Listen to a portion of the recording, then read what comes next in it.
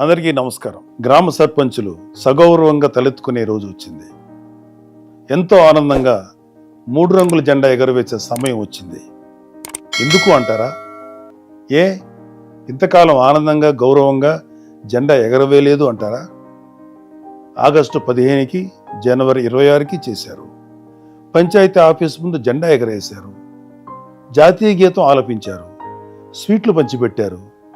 వచ్చిన వాళ్ళకి కాఫీ టీలు ఇప్పించారు. కానీ ఆ జెండా పండుగకు అయిన ఖర్చు కోసం ప్రభుత్వం ఎంత ఇచ్చేదో తెలుసా? 100 రూపాయలు. పెద్ద పంచాయతీ అయితే 250 రూపాయలు అంతే.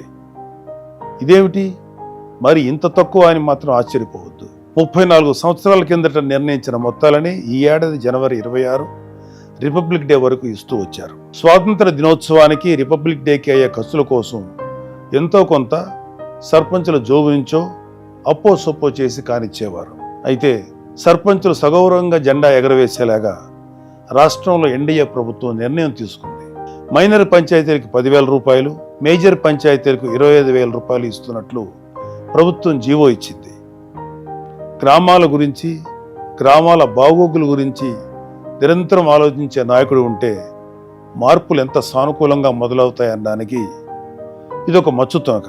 రాష్ట్ర ఉప ముఖ్యమంత్రి శ్రీ పవన్ కళ్యాణ్ గారికి గ్రామాల సర్వతోముఖాభివృద్ధి చేయాలనే తపన ఉంది. ఆయనే పంచాయతీరాజ్ గ్రామీణాభివృద్ధి శాఖల మంత్రి కావడం రాష్ట్ర ప్రజల అదృష్టం. పల్లెలు అభివృద్ధి చెందాలంటే అక్కడ ప్రజల నుంచి ఎన్నికైన ప్రతినిధి ఎంతో ఉత్తేజంతో పనిచేయాలి, ప్రజలకు సేవలు అందించాలి, గ్రామ ప్రథమ పౌరుడిగా గౌరవంగా ముందుకు వెళ్ళాలి. పంచాయతీలు అతనికి గౌరవాన్ని సూచించే వేడుకల్లో ప్రధానమైనవి స్వాతంత్ర దినోత్సవం, రిపబ్లిక్ డే. గ్రామాలకి ప్రథమ పౌరుడు సర్పంచ్ చేతుల మీదుగానే జెండా పండుగ నడుస్తుంది.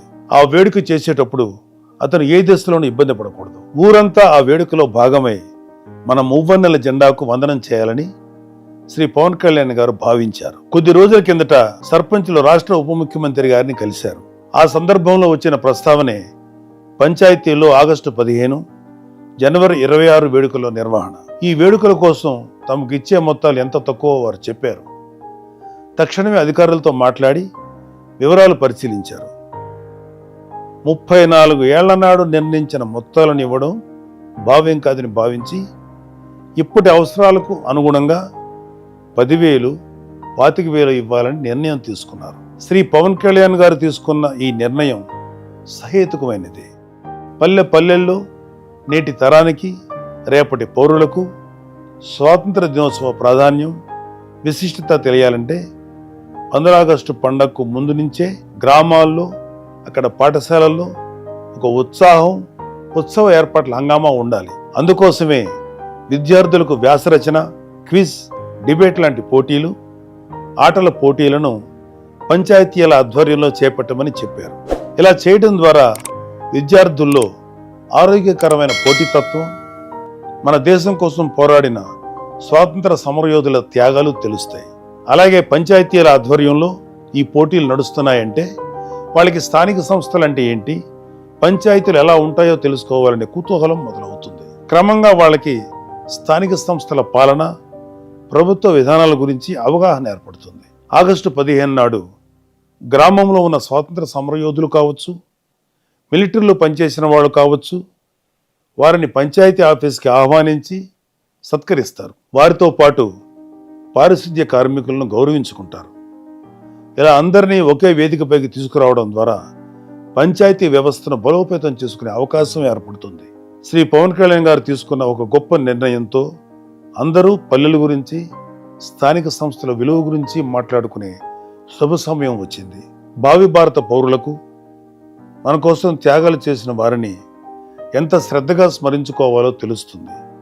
అంతేకాదు, మన ముంగిటి ఉన్న పాలనా వ్యవస్థ అయిన పంచాయతీల గురించి, వాటి పనితీరు గురించి కూడా తెలుస్తుంది. అలాగే ప్రజలందరూ ఈ పంచాయతీల్లో జరిగే జాతీయ పండుగల్లో సందడిగా పాల్గొనడం ద్వారా తమ ఊరు బాగోగుల గురించి మాట్లాడుకునే ఒక వేదిక లభిస్తుంది. ప్రజల గురించి, పల్లెల గురించి ఆలోచించే నాయకుడు ఉంటే బహుముఖంగా ప్రయోజనాలు చాలా మంచి నిర్ణయాలు వెలువడతాయి. అవి వెంటనే అమలవుతాయి. శ్రీ పవన్ కళ్యాణ్ గారు తీసుకున్న ఒక నిర్ణయం వెనుక ఎన్ని ప్రయోజనాలు దాగి ఉన్నాయో అర్థమైంది కదా.